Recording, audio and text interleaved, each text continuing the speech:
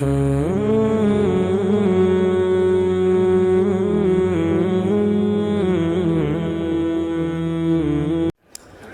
محترم اور معزز علماء کرام اور حاضرین جلسہ، خواتین و حضرات، ابھی بہت مفید، مؤثر و بلیغ باتیں آپ بہت دیر سے سماعت فرما رہے ہیں۔ اصل بات تو یہی ہے جو ہمارے ابھی معزز خطیب جناب مولانا عبید اللہ صاحب اعظمی نے کہی کہ جب تک اندر کی قوت نہ ہو، باہر سارے جتن کرنے کے بعد بھی افادیت و نافعیت، صالحیت اور صلاحیت کا ظہور نہیں ہوتا ہے۔ یعنی یہ کہ اگر بہتر سے بہتر دوا ہم استعمال کریں، اچھی خوراک بھی لیں، اچھے ڈاکٹر سے ہم رابطہ بھی قائم کریں، لیکن ہمارے جسم کے اندر دوا کے قبول کرنے کی صلاحیت اگر نہیں ہے تو ہم اس دوا سے یا اس ڈاکٹر سے یا اس طریقے معالجہ سے ہم علاج سے فائدہ نہیں اٹھا سکتے ہیں۔ اس لیے ضرورت یہ ہے کہ ہمارے اندر جمنے کی صلاحیت ہو، ڈٹنے کی صلاحیت ہو، فیصلے کی قوت ہو۔ اسی لیے قرآن پاک کو اللہ رب العزت نے نازل کیا ایسے نازک وقت میں جب جناب محمد الرسول اللہ صلی اللہ علیہ وآلہ وسلم بدر کے موقع پر 313 نفوس قدسیہ کے ساتھ ہیں اور 1000 کی تعداد کفار و مشرکین کی ہے جو تیر و تفنگ سے لیس ہیں۔ اللہ کے رسول صلی اللہ علیہ وسلم جب اپنے احباب کو دیکھ رہے ہیں تو ان کے پاس تلواریں بھی نہیں ہیں، ان کے پاس نیزے بھی نہیں، لڑنے کا جو سامان ضرب و حرب کا ہو سکتا تھا وہ بھی ان کے پاس اتنا نہیں ہے جتنے وہ تعداد ان کی تھی۔ یہاں تک کہ حضرت عکاشہ رضی اللہ تعالی عنہ نے کہا حضور میں کس طرح لڑوں؟ تو جناب محمد الرسول اللہ صلی اللہ علیہ وآلہ وسلم نے ایک کھجور کی شاخ ان کو دے دی اور اللہ کے رسول کے معجزے سے وہ شاخ ایک تلوار کی شکل اختیار کر گئی اور وہ تلوار وہاں تو کام آئی، اس کے ساتھ حضرت امیر معاویہ کے خلافت کے زمانے تک وہ تلوار موجود و محفوظ رہی۔ تو اللہ تبارک و تعالیٰ کی نصرت کیسے آئی؟ اس ثبات کے ذریعے، اس فیصلے کے ذریعے، ثبات قدمی و ثبات قلبی کے ذریعے، ڈٹنے کے ذریعے۔ اللہ کے رسول صلی اللہ علیہ وسلم اپنے عریش کے اندر ایک چھوٹی سی جھوپڑی کے اندر آپ اللہ کے حضور میں دعا کر رہے ہیں۔ ایک وہ مجمع تھا اور آج کا یہ مجمع ہے۔ آج یہ جہاں تک نظر پہنچ رہی ہے مجمع ہی مجمع نظر آ رہا ہے اور مختلف ملک کے حصوں سے یہاں جمع ہوئے ہیں۔ یہ اتنا بڑا شہر گلستان بنگلور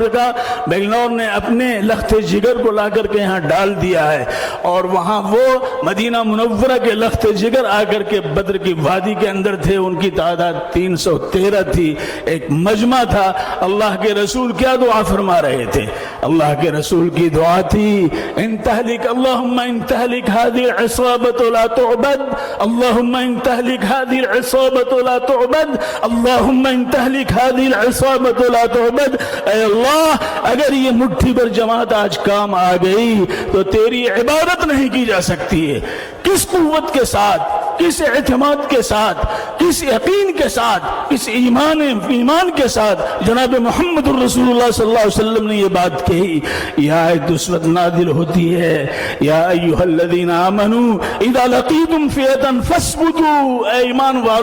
ایمان والوں سے خطاب کیا گیا ہے، کسی اور سے خطاب نہیں کیا گیا ہے، ان ایمان والوں سے جن کو اللہ رب العزت نے ایمان کی اتنی بڑی دولت دی ہے، اتنی بڑی دولت دی ہے کہ اگر ساری کائنات سونے کی ہو جائے، ساری کائنات سونے کی ہو جائے اور ایک منکر خدا،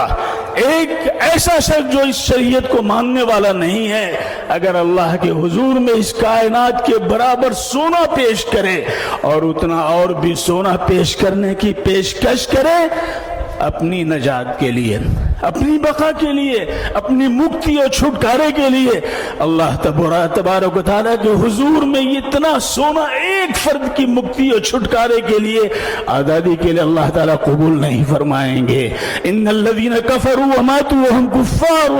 فلن يقبل من احدهم ملء الارض ذهبا ولو افتدى به اولئک لهم عذاب علیم وما لهم من ناصرین للذین استجابوا لربهم الحسنى والذین لم يستجیبوا له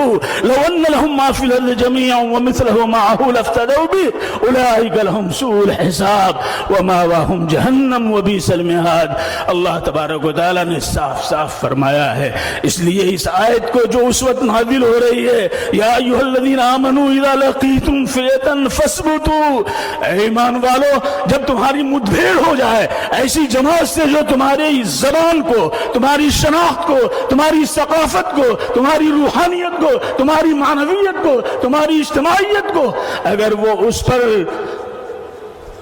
نرغے کر رہے ہیں، اس پر وہ اس کو کھول لینے کی کوشش کر رہے ہیں، فَاثْبُتُوا، جم جاؤ،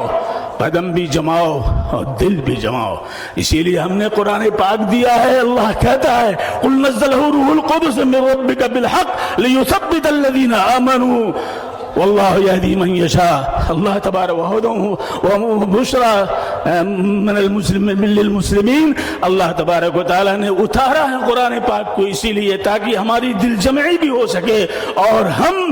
ثبات قدمی کے ساتھ فیس کر سکیں اپنے مسائل کا، فیس کر سکیں اپنے معاملات کا، فیس کر سکیں اپنے مقابل کا، فیس کریں دنیا کے اندر کارزار حیات میں جو مسائل پیش آئیں اس کو فیس کر سکیں، مقابل کر سکیں۔ اللہ تبارک و تعالیٰ نے جب کفار و مشرکین مکے والوں نے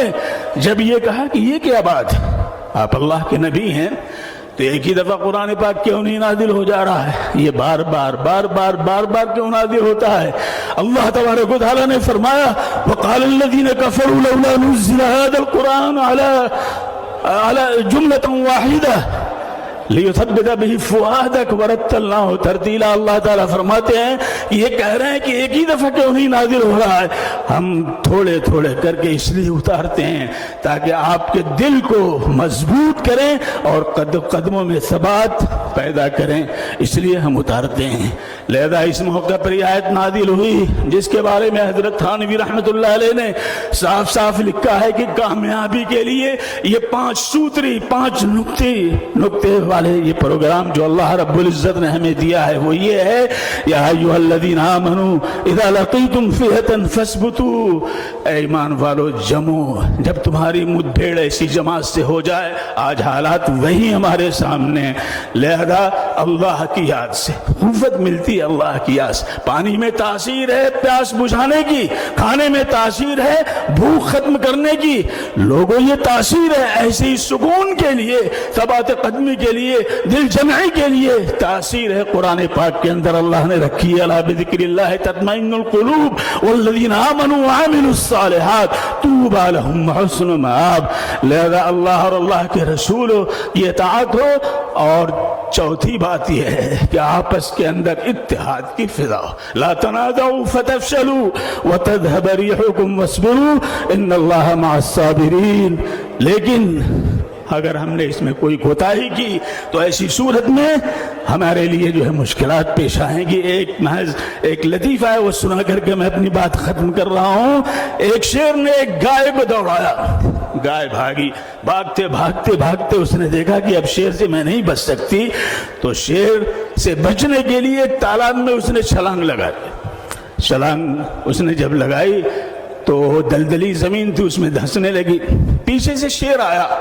اور شیر نے اور زوردار چھلانگ لگائی، اس سے آگے نکل گیا، وہ پہنچا، وہ بھی دھنسنے لگا۔ شیر بھی دھنس رہا ہے اور گائے بھی دھنس رہی ہے، شیر بھی دھنس رہا ہے اور گائے بھی دھنس رہی ہے۔ شیر نے کہا بڑی لجاجت کے ساتھ، گائے رے گائے، کیا ظلم کیا تم نے، اگر تو اوپر رہتی تو ایک ہی جان جاتی، اب تو دونوں کی جان جا رہی، اب تو دونوں کی جان جا رہی ہے۔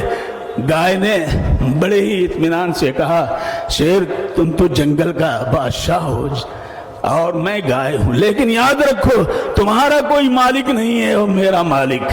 تو तुम्हारा कोई मालिक नहीं है, मेरा मालिक है। शाम होगी, मेरा मालिक मुझे तलाश करता हुआ आएगा और इस तालाब तक जब आएगा, मुझे इस दलदल में धंसता हुआ देखेगा तो मुझे वो निकालेगा और तुम्हें मारेगा, इसलिए कि तुम्हारा कोई मालिक नहीं है। लोगों, हमारा मालिक है, वो हमें देख रहा है, फैसला वहां से होता है, नफाज यहाँ पे होता है, हम उसके बनेंगे तो इंशाअल्लाह सारे मसाइल हमारे हल होते चले जाएंगे। अल्लाह हमें तौफीक से नवाजे। व आखिर दावाना अनिल हम्दुलिल्लाह।